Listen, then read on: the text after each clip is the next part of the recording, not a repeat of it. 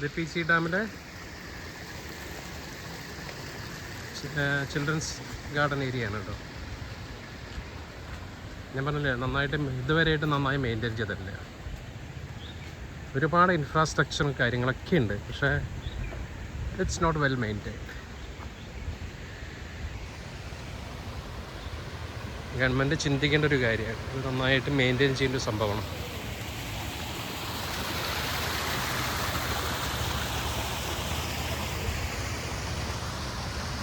ഫൗണ്ടനെല്ലാം ഉണ്ട്, എല്ലാം ഉണ്ടാക്കിയിടും, പക്ഷേ അത് മെയിൻറ്റെയിൻ ചെയ്യാൻ ശ്രമിക്കില്ല.